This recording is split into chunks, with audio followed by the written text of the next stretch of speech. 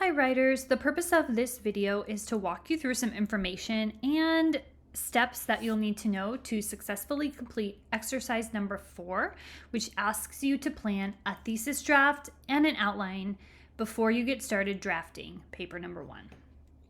So first of all, writing a thesis statement, please keep in mind that the assigned textbook readings from this week provide further support in this, so please make sure that you've completed those readings before we talk a little more detailed about the thesis for this paper. A thesis statement is the main point of your essay, the central idea, or if you're writing an argument essay, the central argument that you're making, generally stated as a single, concise sentence. So it is essentially a one-sentence summary of the overall claim or position of your entire essay. I also want to encourage you to move beyond what I call a 3-part thesis. So previously, you may have been taught a standard 5-paragraph essay format. In this type of essay, often there are 3 body paragraphs and then also a thesis that lists the main idea of each of those 3 body paragraphs. The thesis then might sound something like this one. The continuous stream of news coverage causes lack of depth, focuses on superficial ideas, and results in information overload. And then each of these key phrases would correspond to the first, second, and third main body paragraph. If you've been taught to write your thesis and your papers like this, it's not wrong. It's just a little bit more elementary compared to how we want our papers to be structured in a more academic setting where the ideas are much more complex. And we also want our paper to be unified, not just a list of 3 points, but one overarching point. Additionally, listing 3 main points may mean that your paper is actually too broad. See if you can instead choose one of these and make your entire paper about that, which will allow you to go much more in depth as opposed to a more superficial list type of essay. Specifically for a summary response paper, the thesis generally, as a must-do, will include the author's main claim in your own words. The thesis will not include a quotation. The thesis for a summary response may also include your overall response to the text. In fact, more complex thesis statements will include a sense of your response, since the thesis should represent the whole paper, and this is a summary response paper. Here are some examples of what the thesis statement might look for a summary response paper. This one is mainly focused on summary. It does not include a sense of response, so it's a little bit more basic, but it would definitely still work. This one too, again, a little bit more of a simplistic one, but still a well-developed summary-based thesis.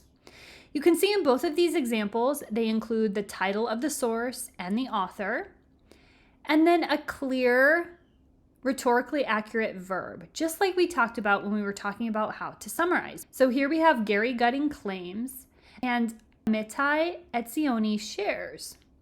Each of those verbs was carefully selected to represent sort of the spirit of the essay that they're responding to. These next 2 include a sense of response added to them. So they also include a summary of the text and your overall response.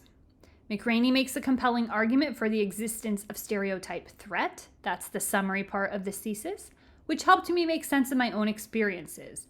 That's the response part of this thesis. Same thing here, and this one you'll notice actually uses 2 sentences. So since this paper has 2 main sections, summary and response, it may be helpful in some cases to have a 2-sentence thesis. One sentence that represents the summary aspect of your paper, and the next that represents the response aspect. If you choose to do this, just make sure both of those sentences are really clear and concise so that we don't become too wordy or have an extended thesis. It should really never go beyond 2 sentences, even in a much longer paper. Part 2 of this presentation is about creating an outline. So once you have your thesis draft and you've added that to your exercise, you're ready to start thinking about what the main points of your paper will be.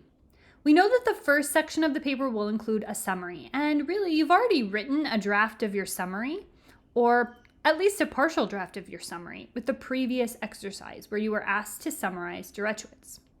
But we want to think about how we can outline the response section so that it's unified, cohesive, and not just a bunch of random stuff that you think about the paper. Instead, you want to try to focus on one overarching response and then some sub points or reasons why you have that response. So what I really recommend doing before you begin outlining is start to do some brainstorming, ways that you can consider your response and then support your response. So there are two types of support that you can use in a response paragraph or a response paper. First of all, quotes or information from the text.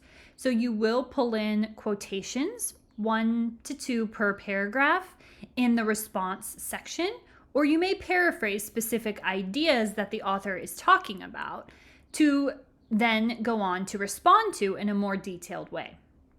The second type of support, of course, is your ideas. That can be your personal experience and anecdotes or little stories. That can include your logical reasoning and your commentary about the ideas presented. And that can also include any knowledge that you have or any observations you've made. Once you have a few key points that help you explain your overall response, you'll want one paragraph for each key point of response. But how do we organize those paragraphs? What order do we put them in? Well, it's up to you, but it should be a logical order. You always want to think about your reader. Which of these builds upon the other one? What are we building up to? What's the direction of development or complication of these ideas? In other words, a paper should never just be a list of ideas. Instead, those ideas should be arranged to develop towards something instead of just randomly appearing in any old order. The textbook also includes an example of an outline, and I want you to take a look at that specifically so that you can see the level of detail that we're looking for. The outline in the textbook might not look exactly like this one, but there is an example there that shows not only each key idea, but development underneath. So the details that you will include in each of those response paragraphs should be represented as well. And since this is a source-based paper, you'll include not only your own reasoning, examples, and observations, but also any quotes from the text that you're planning to pull in. Again, shoot for about 1 per paragraph. So in this exercise, you'll see this example, and this is what it might look like this is just one of the response body paragraphs. You'll need 2 to 3 response body paragraphs. So here I have a topic sentence. So this is one key type of response that I'm having.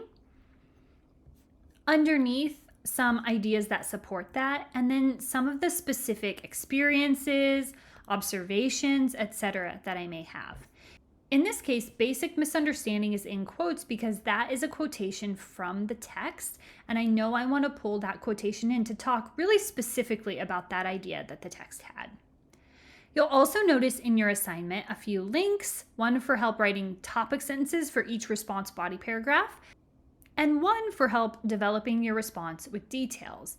Some of that information has already been included in this presentation, but the link goes into much more detail.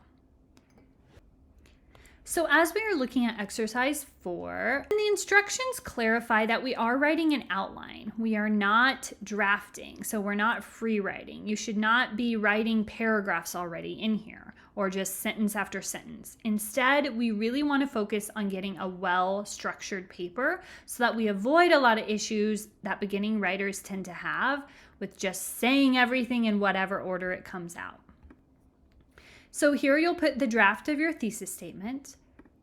If you already have an idea about what you might want to do for your introduction for this, you can definitely make some notes here. But we haven't learned about introductions in this class yet, so you can also leave it blank and just keep that in mind as we move into next week.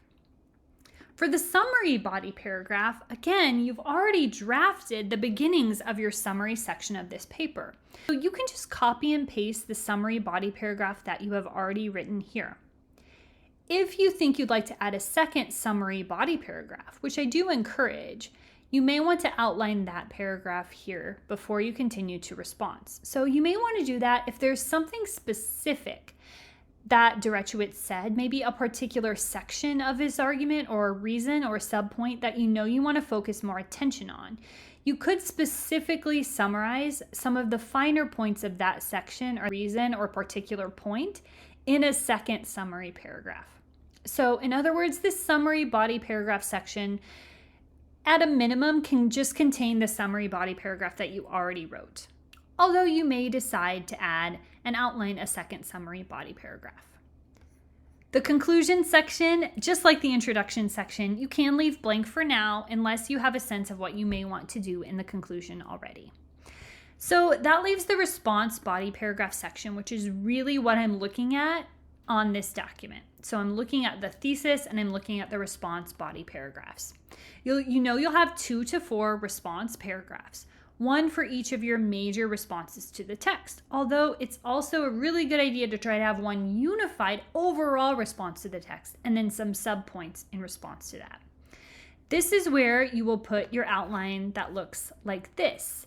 This is an outline for one paragraph, so you will have multiple of these, 1, 2, or 1, 2, 3, or 1, 2, 3, 4, depending on how many response paragraphs you want to have in this section. So what I'm really looking for is that level of detail with the main point and details underneath, including the information from the text that you plan to include and also your own anecdotes, experiences, observation, and knowledge and reasoning that you plan to include in the paragraphs as well. Hopefully this assignment is helpful to you in the writing process. As always, if you have any questions, please let me know.